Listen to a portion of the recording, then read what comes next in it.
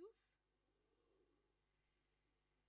Je suis honorée d'être ici pour partager sur un sujet où chacun de nous, directement ou à travers un proche, peut être touché par les maladies dégénératives. Maladies dégénératives, on pense presque immédiatement à la maladie d'Alzheimer, pas vrai? On parle beaucoup de la maladie d'Alzheimer, mais il y en a d'autres qui sont apparentées à la maladie d'Alzheimer. Ce qui fait le point commun avec la maladie d'Alzheimer par rapport aux autres maladies, c'est que la perte de mémoire, la perte mnésique est souvent présente, même si pour certaines de ces symptômes ne sont pas forcément la perte de mémoire en premier.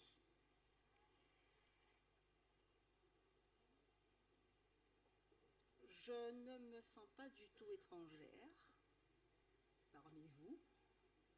J'ai reconnu beaucoup d'entre vous et beaucoup d'entre vous aussi m'ont reconnu.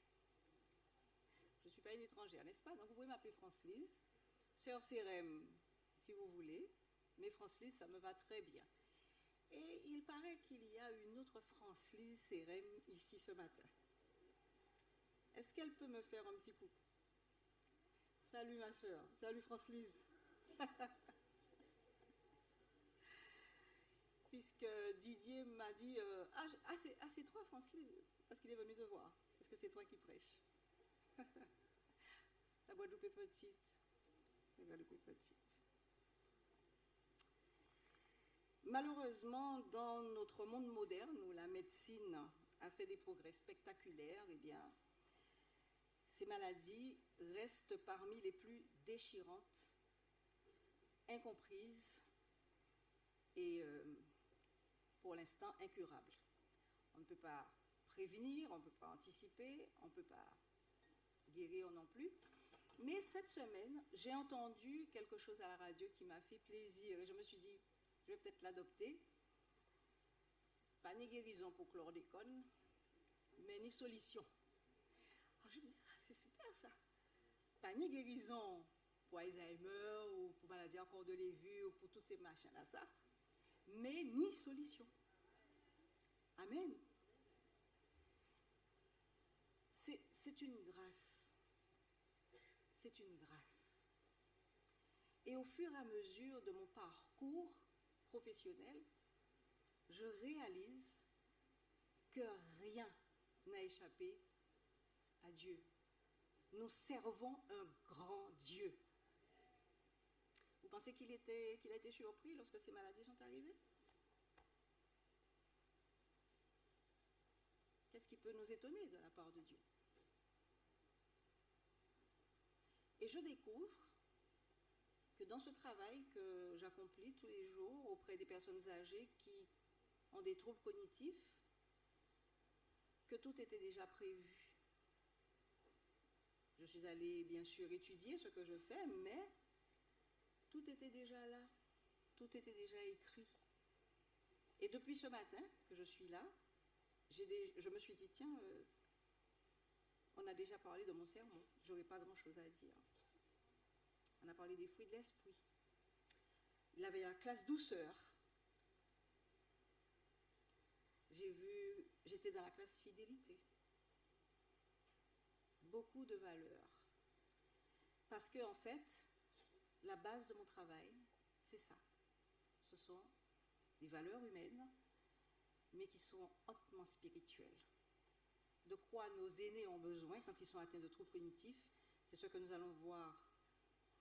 Je vais revoir avec vous certaines choses. Je ne pense pas que je vais vous apprendre grand-chose. Simplement, vous allez faire le lien entre ce que je fais, entre ces aînés qui ont besoin de nous, et ce que la Bible dit déjà. La méthode de Christ. Quelle serait l'attitude de Christ face à ces maladies neurodégénératives? Et cet après-midi, nous avons de nouveau rendez-vous à 16h pour en parler davantage, poser des questions et échanger, voilà, interagir. Cet après-midi, 16h, je vous donne déjà rendez-vous. Donc ces troubles évolutifs qui altèrent la mémoire, les capacités cognitives, mais aussi le bien-être émotionnel et l'intégration sociale, présentent des défis complexes, non seulement pour ceux qui en souffrent, mais pour leurs familles et pour leurs aidants. Et ces conditions uniques et difficiles testent et challenge notre compassion, notre patience et notre résilience.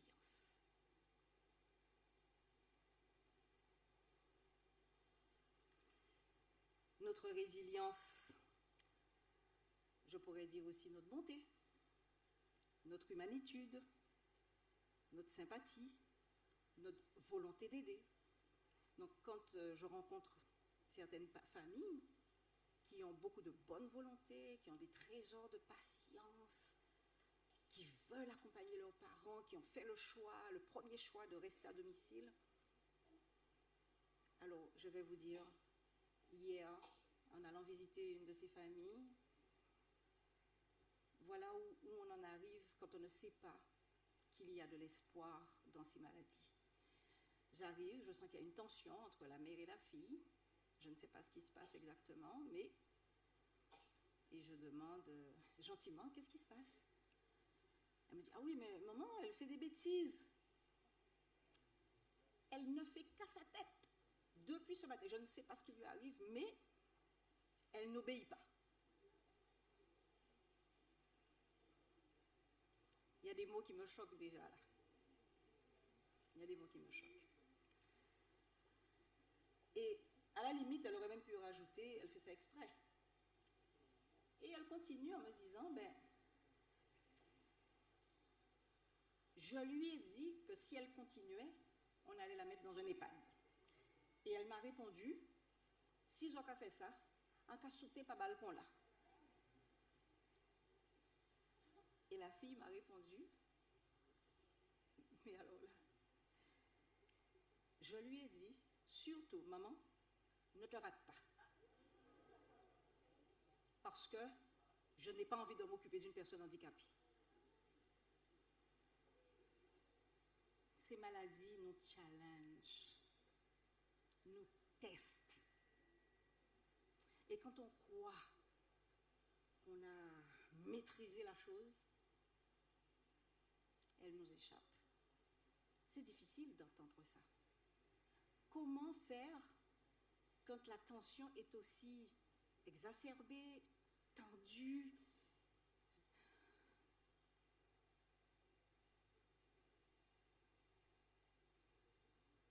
On en revient à là. Chrétiens, des chrétiens. Je ne stigmatise pas, mais je veux seulement, comme Freddy l'a dit, vous prévenir. C'est mon cœur de métier et je le fais avec beaucoup de passion parce que je crois avoir reçu une mission. Ce n'était pas mon premier métier auparavant. Mais aujourd'hui, je pense que j'ai été choisie pour visiter, pour accompagner les personnes qui sont atteintes de troubles cognitifs, les personnes âgées en l'occurrence. Bon, il faut aussi dire qu'il y a des personnes assez jeunes, mais la majorité des gens que j'accompagne sont des personnes âgées atteintes de troubles cognitifs. Rosalind Carter a dit qu'il y a 4 types de personnes dans ce monde.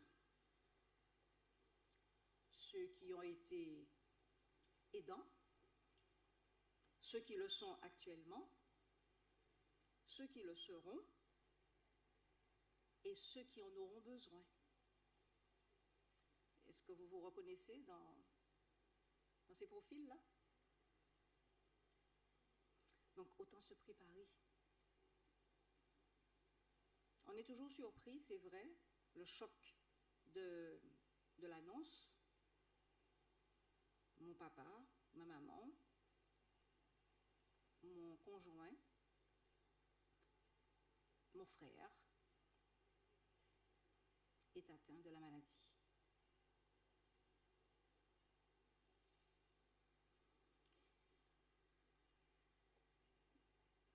C'est une maladie, ou ce sont des maladies qui challengent notre patience, parce qu'elle est cruciale pour gérer les situations répétitives. Et souvent, elles sont frustrantes, et il ne faut pas montrer d'irritation ou de découragement. Et les aidants doivent continuellement ajuster leurs réponses et leurs interventions pour maintenir un environnement calme et rassurant. Alors, je vois un peu les interrogations, et c'est de ça que nous allons parler cet après-midi. Quelles sont les pistes d'action, justement, pour arriver à ça? Il y en a. Il y en a. La résistance aussi, notre résilience est challengée. Elle est étroitement, l'espoir, je pourrais remplacer résilience par espoir, est étroitement lié à la résilience. Et pour surmonter ces défis quotidiens, trouver de la force de continuer, à soutenir avec soin, avec affection, même si, ce que je vous ai raconté tout à l'heure, j'étais face à une personne qui en avait par-dessus la tête. Donc, tout et n'importe quoi sort, mais elle n'en veut pas du tout à sa mère. Elle comprend la situation, mais là, hier, c'était trop. C'était un petit cran dessus.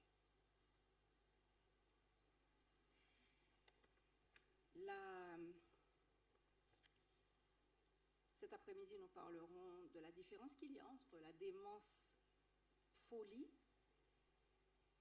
et la démence neurodégénérative. Maladie évolutive, donc, quand elle commence, on ne s'aperçoit pas de grand-chose. D'ailleurs, la personne elle-même, elle arrive à gérer. Et c'est au fur et à mesure de l'évolution de ces maladies qu'on s'aperçoit que, ben non, il y a des pertes, il y a des choses qui sont inconcevables pour nous, et on a l'impression qu'il faut qu'on décide pour la personne. On parlera de tout ça cet après-midi. Alors j'aimerais vous demander, pendant un instant, d'imaginer que moi, ou que vous commencez petit à petit à rencontrer des difficultés dans votre quotidien. Vous perdez souvent vos clés. Vous oubliez où est garée votre voiture. Alors attention, si ça vous arrive une ou deux fois, ne paniquez pas. Hein. Ça n'a rien à voir. Ça peut arriver, n'est-ce pas? Mais je parle de choses qui sont répétitives et qui vous gênent dans votre vie quotidienne. Vous oubliez même le chemin de retour à la maison. En tout cas, ça devient un peu flou. Vous oubliez vos rendez-vous. Essayez d'imaginer un peu la chose pour comprendre l'impact que ça a à côté d'un parent que vous accompagnez ou vous avez peut-être le sentiment que vous n'avez pas le choix. Il faut l'aider. Il faut l'accompagner.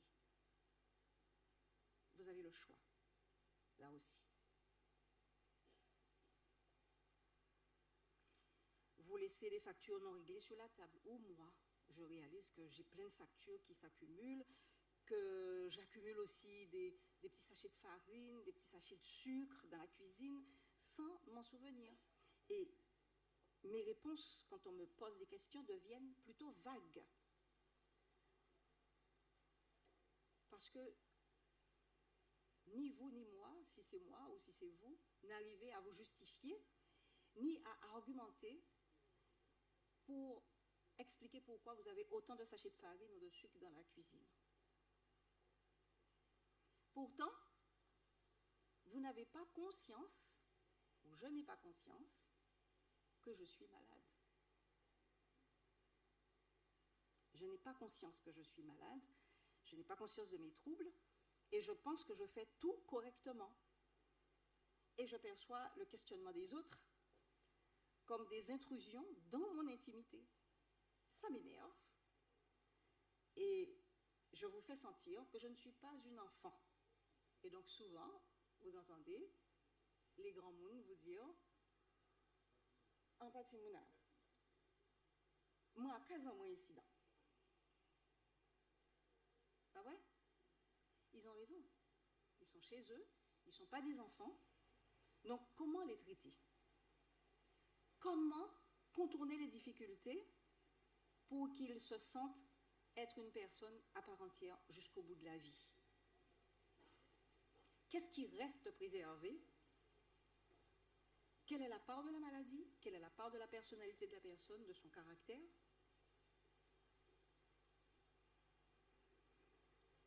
C'est vraiment la dure réalité quotidienne pour ceux qui vivent avec la maladie d'Alzheimer et d'autres maladies dégénératives. Et au cœur de cette rude épreuve, quelle lumière le Christ pourrait-il apporter à notre approche de soins, de soutien et d'accompagnement à ces personnes? Comment l'approche du Christ, empreinte de compassion, d'empathie et d'inclusion, telle que décrite dans Matthieu 11, que, comment elle s'appelle, la petite a lu pour nous ce matin, dans Matthieu 11, comment cette approche du Christ peut-elle nous inspirer, peut-elle éclairer notre manière de les soutenir? Alors, avant d'aller un petit peu plus loin, j'aimerais partager avec vous une citation puissante qui me guide. Quand je l'ai rencontrée, quand je l'ai lue, en fait, je me suis dit, mais Dieu, il avait tout prévu en fait. Il avait vraiment tout prévu. C'est une citation de Madame White qui est tirée de Conseils sur la nutrition. À l'époque, ça s'appelait, je crois, Rayon de soleil. Rayon de santé, pardon. Merci. La méthode du Christ est la seule qui réussisse. Voilà ce que dit le passage. Pour sauver les âmes. Comment il faisait? Et c'est exactement ce que je fais. Alors, quand j'ai découvert ça, quand j'ai relu ça, je me suis dit, il se rapprochait des individus, leur offrant quoi? Oui, attention, sympathie, amour, compassion, les aidant dans leurs besoins, gagnant ainsi leur confiance, avant même de les inviter à le suivre. Et c'est à cela que nous sommes appelés. C'est à cela que nous sommes appelés. Aujourd'hui, en tant qu'animatrice en gérontologie spécialisée dans la gestion des défis liés aux troubles cognitifs, eh bien, j'aimerais vous inviter à redécouvrir avec moi comment nous pouvons appliquer ces enseignements dans notre accompagnement quotidien de ces personnes affectées par ces conditions. L'enseignement de Jésus sur la compassion et l'accompagnement actif nous offre une perspective précieuse sur la manière d'aborder ces défis avec amour, patience et dignité. En fait, c'est ce dont ils ont besoin. Notre présence, notre attention, notre amour, notre patience et notre dignité. Lorsque je suis allée parler à cette dame qui avait cet échange assez musclé avec sa fille, d'ailleurs, si tu me mets là, en créole, d'ailleurs, si tu me mets là, on va sauter par le balcon là. Vous pensez que c'est une personne folle qui dirait ça? Je ne crois pas. En fait, il faut que vous sachiez quelque chose, c'est que les paroles auront moins d'impact sur ces personnes que ce que vous leur aurez fait ressentir. C'est important, parce que la mémoire des émotions reste très important. Je suis arrivée, donc très calme, toujours, en tout cas j'essaye. Comment ça va? Elle s'appelle Josie. Comment ça va, Josie?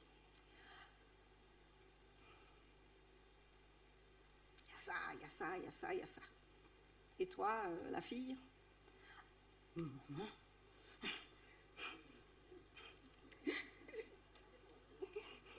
Pratiquement tous les 10. ce moment-là, il faut vraiment garder son calme, prier, demander à Dieu, voilà, qu'est-ce que tu veux que je dise maintenant? Parce qu'on ne sait pas ce qui s'est passé avant, on ne sait pas ce qui s'est passé après, ou ce qui va se passer après, mais en tout cas ce qui s'est passé avant qui a déclenché cette crise-là. Et je crois que la fille, elle est vraiment fatiguée, elle est épuisée, plus. L'approche de Christ, et on va d'ailleurs terminer par ça, on a dit que c'est de la compassion et de la présence active. Je suis arrivée, je n'ai pas ignoré la difficulté, je leur ai parlé à toutes les deux. Donc je suis allée parler dans la cuisine avec la fille pour lui demander un petit peu ce qui se passe. Et la maman, qui s'est rendue compte qu'on ne s'occupait pas forcément d'elle, a crié « Joséphine, parlez si moi là !» Et je lui ai dit « Mais non, j'arrive. T'inquiète, ça va aller. D'ailleurs, je vais trinquer avec toi. Où est ton verre? On va boire un verre d'eau. » C'était le début de ma séance. Il fallait détourner son attention de ce qui l'a contrarié.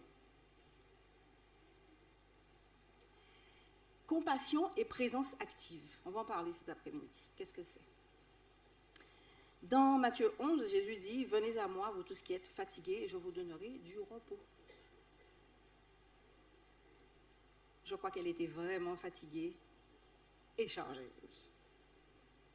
Elle était fatiguée et chargée. Qu'est-ce que vous auriez fait dans une telle circonstance? Est-ce que vous vous sentiriez démuni, complètement dépassé? Qu'est-ce que vous auriez fait? Ça a duré 1 an et demi et c'était très dur. Vraiment, j'ai craqué plusieurs fois parce qu'il répétait, comme il avait Alzheimer aussi, plus il avait 92 ans, hein, il était invalide, donc au lit, vous imaginez, au lit pendant 2 ou 3 ans, c'était très difficile aussi pour lui, bien sûr. Mais il avait tellement peur de la mort que comment dirais-je, il nous disait toujours, je vais mourir. Il répétait ça comme un fou, quoi. Et il nous empêchait de dormir la nuit. Donc, vous voyez, il y a quand même et nous, on n'est pas préparés. C'est ça, on est aidants, mais on n'a pas été formés pour ça. Ce qui fait que, maintes fois, je criais sur lui. À contre-cœur, bien entendu, hein, pour qu'il se taise. Parce que, en plus, j'ai une tumeur à la tête, ce qui fait que quand il parlait, ça me saoulait. Donc, il y a des moments, je vous assure que rien qu'à aller chez lui, j'étais déjà dépressive, quoi, presque. Je vous assure que ça a été... Et quand il est mort, c'est comme si j'ai dit ouf. Non, c'est... Donc, quand je vous avais parlé de cette dame, c'est excessif ce qu'elle vit. Je dirais que c'est extrême ce qu'elle a dit, mais c'est juste dû au fait qu'elle, comme vous disiez, fatiguée et chargée. Et à un moment donné, on a juste envie que ça s'arrête. On ne sait pas comment ça va s'arrêter, mais on accepterait dans ce moment, dans ce cas de figure, toutes les solutions d'arrêt. C'est ce que je voulais dire. Mais ça a été vraiment, je vous dis, et pourtant, on se relayait, hein. Mais quand c'était mon tour, c'était compliqué. Rien que prendre plus je m'approchais de la maison, plus j'étais cassée, quoi. Vous voyez, j'arrivais cassée, je partais cassée, je passais 2 jours cassée, et je lui en voulais aussi, parce que c'est bizarre, parce que c'est vrai qu'on ne se met pas à la peau spécialement du malade. C'est pas qu'on défend nos intérêts de santé, hein, c'est pas ça. Hein. Mais c'est que il y a des moments où on se dit, bon, on l'a connu bien, et on se dit, on est son enfant, il peut comprendre qu'il faut qu'il se taise. Je prends un exemple, je vous dis, hein, il peut comprendre qu'il ne faut plus qu'il chante, pas qu'il chante, qu'il ne faut plus qu'il répète, il faut nous donner aussi cette occasion de nous reposer. Il n'y avait rien à faire, quoi. Voilà, enfin, c'est ce que je voulais dire. Merci de nous avoir confié cela. Si vous saviez ce qu'il fallait faire, je pense que vous l'auriez fait, parce qu'il vous a appelé, en fait. Il avait simplement besoin de votre présence, de réassurance, de contact, d'attention.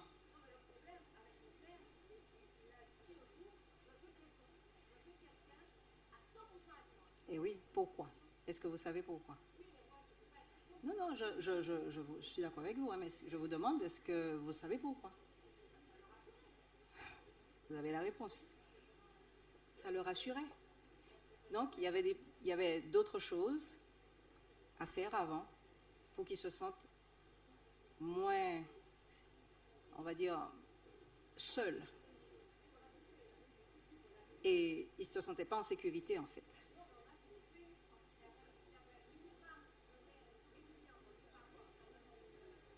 Une auxiliaire de vie? Une aide ménagère? D'accord. J'ai pas le terme, peut-être Roberto a le terme, je me souviens plus.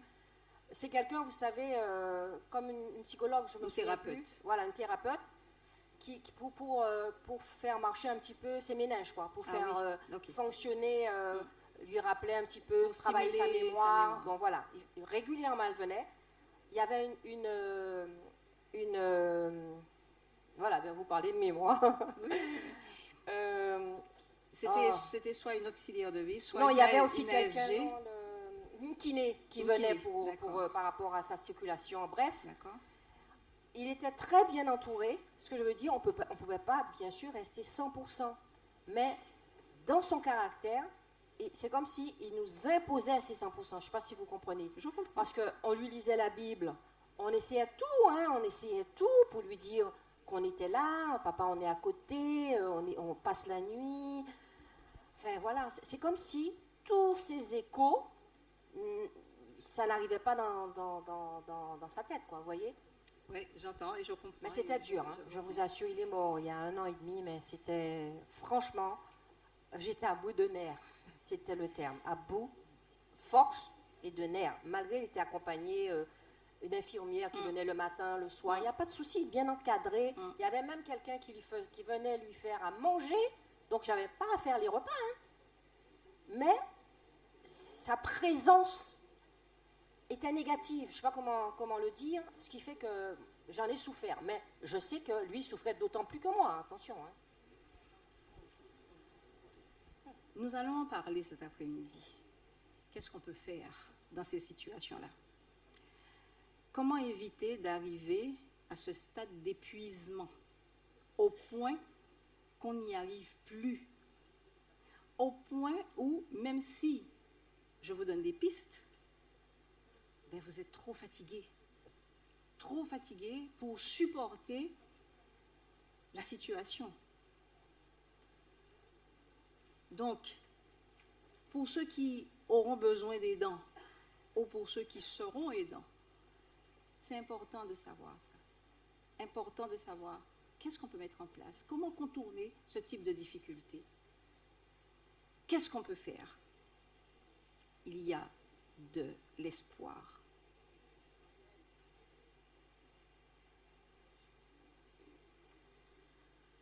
Vous voyez, l'expérience de la sœur, très difficile à vivre, pas vrai? Très difficile.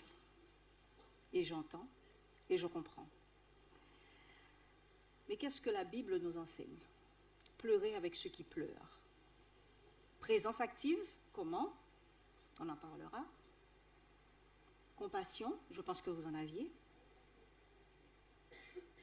Mais comment être plus actif dans la présence?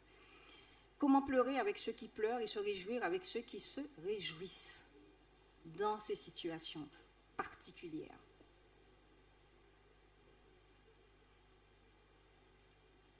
Ce sont des êtres humains et malheureusement, souvent, ils sont cachés derrière la maladie. Et qu'est-ce qu'on dit? Ah, il y a Alzheimer. Ah, d'accord. C'est parce qu'il est Alzheimer. C'est un être humain. C'est une personne qui doit rester une personne à part entière jusqu'au bout de la vie. Nous sommes des grands mondes en devenir. Hein. Faut pas croire. Hein. Je fais peut-être pas mon âge, mais j'ai un âge certain. Francine est plus jeune que moi. Mais j'ai un âge certain. Et j'y pense. peut-être parce que je les rencontre tous les jours, mais j'y pense. Je me dis, comment expliquer qu'on peut faire autrement, qu'on n'a pas besoin de me mettre dans un coin et de décider à ma place, de faire des choix que j'aurais pu faire, de m'imposer des choix parce que, et je reviens à l'exemple de la dame d'hier, sa fille estime ou a estimé que les décisions qu'elle avait prises, maman ne sort pas sans les gants, tu as un problème, etc., que c'était de bonnes décisions parce que ça les arrangeait, parce que ça l'arrangeait elle. J'ai rencontré une autre dame aussi pareil. Son fils m'a dit, maman c'est une princesse. Oh là là, Francelise, ne t'inquiète pas, maman c'est une princesse. Derrière elle me dit, on n'a pas jamais dit quand tu es une princesse. Elle ne veut pas être une princesse. Comment vous expliquez à une Antillaise, une femme antillaise, qu'elle est là et qu'elle ne fait rien? Elle est une princesse. Son fils estime qu'elle aurait dû se réjouir parce qu'elle ne fait rien. Et quand elle se permet de prendre le balai et qu'elle oublie le balai dans sa chambre, c'est un drame. Comment tu peux? Je lui dis, mais achetez un autre balai, achète un autre balai, achète 2-3 balais. Pas grave. Il y a des solutions. Il y a des solutions. Merci ma soeur. Il y a des solutions. Il faut y penser. Vous allez voir, c'est des choses tellement pratiques que vous-même, vous allez vous demander pourquoi vous n'y aviez pas pensé plus tôt. Pourquoi vous n'y avez pas pensé plus tôt. Et enfin, le soutien de la communauté, le soutien de l'Église, c'est important. C'est important.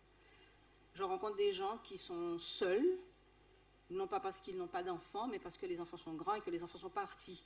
Il n'y a pas les petits-enfants, il n'y a personne, donc je les rencontre seuls. Les gens m'appellent de métropole et je vais rencontrer le parent. Et des fois, alors il y a une dame que je rencontre là, elle était au ministère des enfants. Oui. Elle était au ministère des enfants. Aujourd'hui, elle est seule.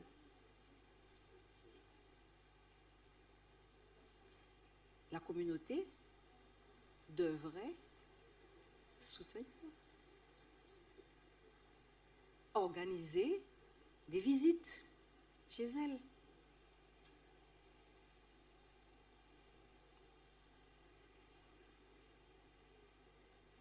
On pourrait l'inviter à participer à des programmes adaptés. Et il n'est pas dit qu'elle ne se souvienne de rien, même si la mémoire immédiate s'en va. Elle ne va pas se rappeler où elle a mis les clés de sa maison, elle ne va pas se rappeler où elle a mis ses lunettes. Mais je lui ai parlé de David, elle me dit « Ah, David n'avait rien que sa fronde ». J'ai dit « Exactement. Exactement. » Cette mémoire-là reste préservée. Et c'est avec elle que je travaille aussi d'ailleurs. Pas que pour se rappeler de souvenirs, mais pour prendre d'autres habitudes, d'autres routines que l'on va mettre en place pour suppléer, pour aider la mémoire, justement. Donc on va utiliser la vue, l'ouïe, etc. Il y a un médecin qui m'a appelé hier qui me dit « Je vous adresse quelqu'un parce que… alors l'équipe spécialisée Alzheimer, qui est une équipe qui est prise en charge par la sécurité sociale, vient à votre domicile quand vous avez un diagnostic ou quand un de vos parents a un diagnostic pour mettre en place ce qu'on appelle de la réhabilitation cognitive, de la stimulation cognitive, une fois par semaine, etc. Mais l'ESA hésite à le prendre, ce monsieur, parce qu'il a une cécité. Il est aveugle, enfin, il voit pratiquement plus. Mais les autres sens fonctionnent. Il entend, il parle, un médecin à la retraite. Il touche, on va faire avec. Il n'est pas fini. Nous pourrions mettre derrière un rideau. Parce qu'il y a Alzheimer. Parce qu'il oublie qu'il a eu une discussion avec vous, comme hier. Alors, ma petite chérie, tu as besoin de moi? Elle a déjà oublié qu'elle a dit qu'elle va sauter par la fenêtre, etc. Oui, elle a déjà oublié. Pour elle, ça n'a jamais existé, cette tension que j'ai rencontrée, que j'ai trouvée quand je suis arrivée. Ça n'a jamais existé. Comment vous pouvez le croire, vous? Comment la jeune fille, elle me dit, je suis contente que je parte, je ne sais plus la date. Ah ouais, je vais souffler un peu parce que là, ça ne va plus. Là. J'ai l'impression qu'elle le fait exprès, c'est pas possible. C'est pas possible. Sorti, dis-moi, tu as besoin de moi, ma petite chérie?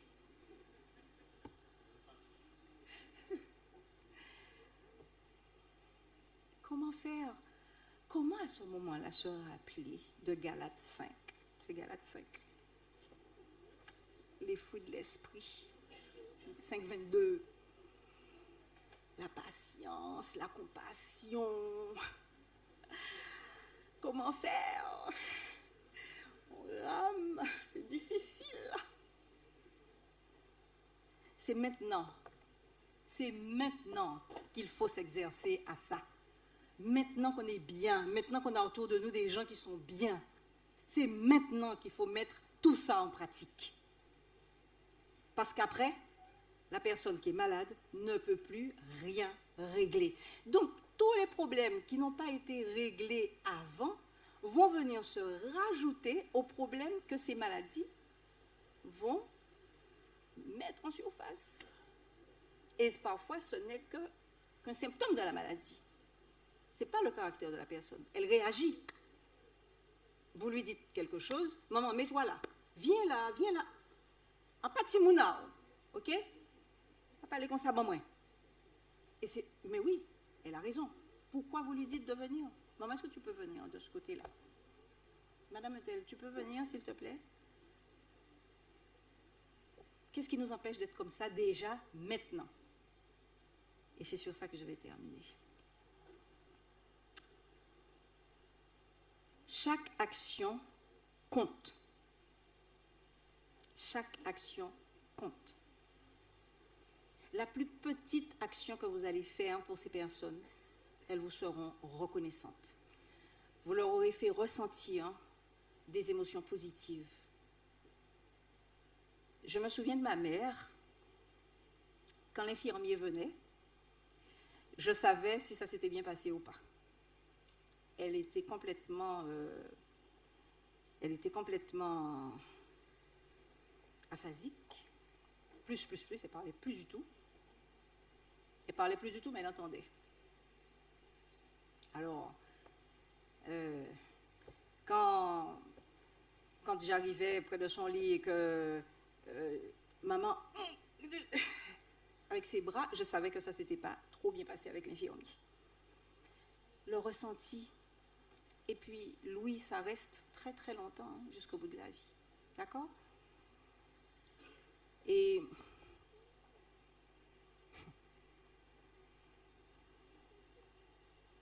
ils se souviendront, ça c'est Maya Angelou qui le dit, ils ne se souviendront pas de ce que vous avez fait, ils ne se souviendront pas de ce que vous leur avez dit, mais ils se souviendront de ce que vous leur avez fait ressentir. Alors faisons-leur ressentir l'amour de Dieu. Faisons-leur ressentir notre compassion. Suivons l'exemple de la méthode du Christ. Nous sommes appelés à agir maintenant. Suivre l'exemple du Christ dans nos approches de ces maladies signifie voir la personne au-delà des symptômes pour toucher l'âme de ces personnes affectées. Et c'est aussi ce qu'on nous dit, hein. On voit un ivrogne, comment le regarder au-delà de son aspect quand on le regarde passer ivre. Donc, je vous invite à réfléchir à la manière dont vous pouvez contribuer, vous, personnellement, mais aussi la communauté, à cette mission. Je vous laisse trouver ce qui vous convient le mieux, des visites, un appel, comment entourer ces personnes qui des fois se retrouvent seules, comment accompagner les aidants qui des fois sont seuls, même parfois à plusieurs, mais ont besoin encore de soutien de la communauté. des gens de confiance qui peuvent passer. Écrire sur un groupe WhatsApp RAS, rien à signaler, c'est bon, j'ai appelé ta maman, elle m'a répondu, je suis passée, j'ai vu, c'est bien, ça va, ton papa, il va bien. Et je voudrais vraiment terminer en demandant à Dieu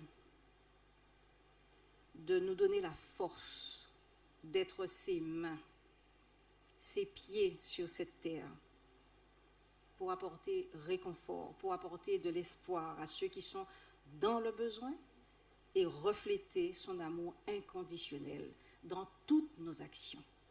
Amen.